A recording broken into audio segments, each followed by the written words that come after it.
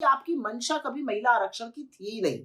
आपकी मंशा इस देश के काट छांट करके किसी तरह से टुकड़े टुकड़े कर कर ऐसा परिसीमन करने की थी कि आप सत्ता में शाश्वत रूप से बने रहिए, जैसा कि आपने असम में, जैसा कि आपने जम्मू कश्मीर में करके दिखाया है, जहां पर कहीं कहीं वोटर की संख्या 8 लाख है, कहीं किसी लोकसभा में 25 लाख है, जहां पे किसी लोकसभा में 6 विधानसभाएं हैं, किसी में आपकी जो सारी करतूतें हैं वो पकड़ ली गई हैं।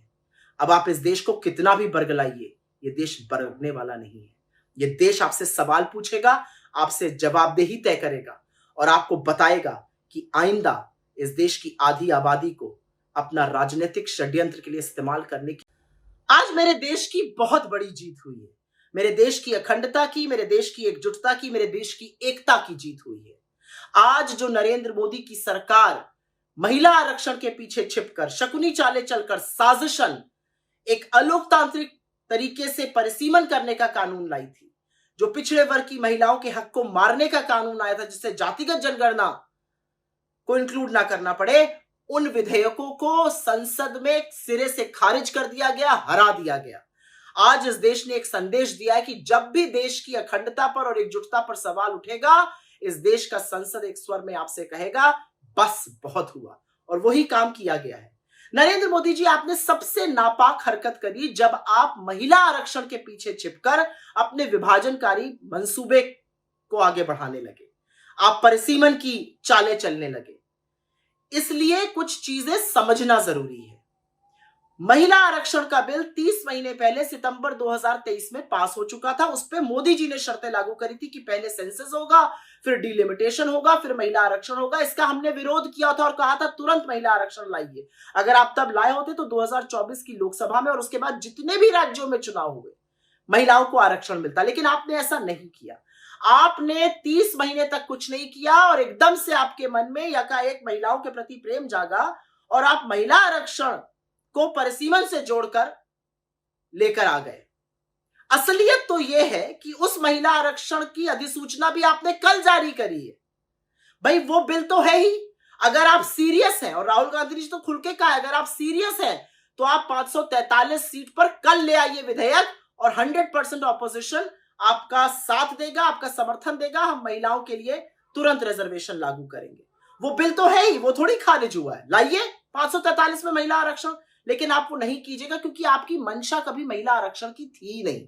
आपकी मंशा इस देश के काट छांट करके किसी तरह से टुकड़े टुकड़े कर कर ऐसा परिसीमन करने की थी कि आप सत्ता में शाश्वत रूप से बने रहिए, जैसा कि आपने असम में, जैसा कि आपने जम्मू कश्मीर में करके दिखाया है, जहां पर कहीं कहीं वोटर की संख्या 8 लाख है, कहीं किसी लोकसभा में 25 लाख है, जहां पर किसी लोकसभा में 6 विधानसभाएं हैं, किसी में 12 विधानसभाएं, क्योंकि आपने अपने हिसाब से काट चाट करके ऐसे क्षेत्र बनाया जो आपको फेवरेबल रहे। और वही काम आप नेशनल लेवल पर परिसीमन पर करना चाह रहे थे, लेकिन इस देश की संसद ने, इस देश में उस पर लगाम लगा दी, उस पर नकेल कस दी, उसको रोक दिया, और इसके लिए पूरा देश बधाई का पात्र है। लेकिन यहां पर कुछ बातें भी समझनी पड़ेंगी, और बातें इसलिए समझनी पड़ेंगी क्योंकि जब आप सेंसस कर रहे हैं तो अगले साल डेटा आ जाता। आप जबरदस्ती हड़बड़ी आपने क्यों करी? आपकी ऐसी क्या मजबूरी थी कि आपको एकदम से महिलाओं के प्रति अपनी वफादारी दिखानी पड़ी? आपको दिखाना पड़ा कि आप महिला एम्पावरमेंट के बहुत बड़े ध्वजवाहक हैं। ऐसा क्या हुआ? ऐसी कौन सी बातें, ऐसा कौन सा प्रेशर है? आपके बारे में क्या कहा जा रहा है? इसका जवाब तो आप ही जानते होंगे। लेकिन यहां पर इस बात को साफ करना जरूरी है कि सेंसस 2011 पुराना हो चुका है। उसके चलते 10 करोड़ लोगों को तो पीएम गरीब कल्याण योजना खाद्य सुरक्षा से ही वंचित है, और उसको आप बेसिस बनाकर पार करना चाहते थे, पास करना चाहते थे ये विधेयक। इसलिए नए सेंसस का इंतजार करिए, उसमें कास्ट सेंसस आएगा और तब डिसाइड करेगा कि एससी एसटी के लिए कितना रिजर्वेशन होगा और ओबीसी महिलाओं को इस आरक्षण में कैसे आरक्षण दिया जाएगा। और यही बात हम बार बार कह रहे हैं। अगर आप महिलाओं के समर्थक होते मोदी जी, तो आपकी पार्टी और आप हाथरस की गुड़िया के साथ, उन्नाव की उस बच्ची के साथ, मणिपुर की उन 2 बेटियों के साथ और महिला पहलवानों के साथ खड़े रहते। आप बात करते हैं महिला आरक्षण की और महिला सशक्तिकरण की। आपकी पार्टी और आपकी सोच महिलाओं को दोयम दर्जे का नागरिक समझती है। यह असलियत है। आपकी सोच है कि महिलाओं को राजनीतिक टूल की तरह आप इस्तेमाल करते हैं। आपने महिलाओं का और महिला आरक्षण का मजाक बना के रख दिया है। उसको एक राजनीतिक टूल के रूप में इस्तेमाल कर कर। मैं तो फिर से कहूंगी, आइए करते हैं ना महिला आरक्षण और ले आइए 543 पर, अगले दिन पास होगा और इस देश की महिलाओं को फायदा मिलेगा, हर राज्य में उसका फायदा मिलेगा। लेकिन ऐसा आप नहीं करिएगा, क्योंकि आपका मंसूबा तो कुछ और था जिस पर समूचे विपक्ष ने पानी फेर दिया।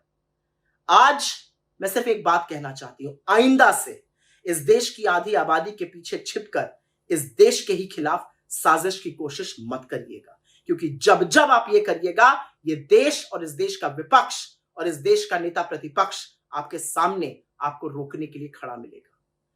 मैं सिर्फ एक बात कहना चाहती हूं, मैजिशियन की जो बात राहुल जी कह रहे थे और जिससे आपके लोगों को बड़ी ठेस पहुंच गई, ये अलग बात है कि आप अपने आप को खुद भी जादूगर बता चुके हैं। आपका जादू, आपकी जो सारी करतूतें हैं वो पकड़ ली गई हैं। अब आप इस देश को कितना भी बरगलाइए, ये देश बरगने वाला नहीं है। ये देश आपसे सवाल पूछेगा, आपसे जवाबदेही तय करेगा और आपको बताएगा कि आइंदा इस देश की आधी आबादी को अपना राजनीतिक षड्यंत्र के लिए इस्तेमाल करने की जरूरत भी मत कीजिएगा। अभी के लिए जो आप north versus south divide create करना चाहते थे, जो सौतेला व्यवहार करना चाहते थे, जो जातिगत जनगणना से मुंह मोड़ना चाहते थे, उन सब पर विराम लग चुका है। ऐसी नापाक कोशिशें ना ही करें तो अच्छा रहेगा। आज मेरे देश की बहुत बड़ी जीत हुई है, मेरे देश की अखंडता की, मेरे देश की एकजुटता की, मेरे देश की एकता की जीत हुई है।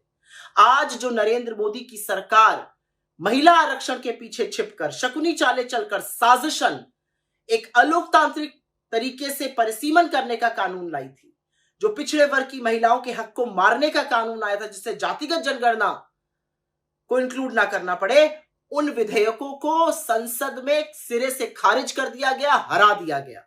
आज इस देश ने एक संदेश दिया है कि जब भी देश की अखंडता पर और एकजुटता पर सवाल उठेगा, इस देश का संसद एक स्वर में आपसे कहेगा बस बहुत हुआ, और वही काम किया गया है। नरेंद्र मोदी जी, आपने सबसे नापाक हरकत करी जब आप महिला आरक्षण के पीछे छिपकर अपने विभाजनकारी मंसूबे को आगे बढ़ाने लगे, आप परिसीमन की चालें चलने लगे। इसलिए कुछ चीजें समझना जरूरी है। महिला आरक्षण का बिल 30 महीने पहले सितंबर 2023 में पास हो चुका था। उस पर मोदी जी ने शर्तें लागू करी थी कि पहले सेंसस होगा, फिर डिलिमिटेशन होगा, फिर महिला आरक्षण होगा। इसका हमने विरोध किया था और कहा था तुरंत महिला आरक्षण लाइए। अगर आप तब लाए होते तो 2024 की लोकसभा में और उसके बाद जितने भी राज्यों में चुनाव हुए, महिलाओं को आरक्षण मिलता, लेकिन आपने ऐसा नहीं किया। आपने 30 महीने तक कुछ नहीं किया और एकदम से आपके मन में यकाएक महिलाओं के प्रति प्रेम जागा और आप महिला आरक्षण को परिसीमन से जोड़कर लेकर आ गए।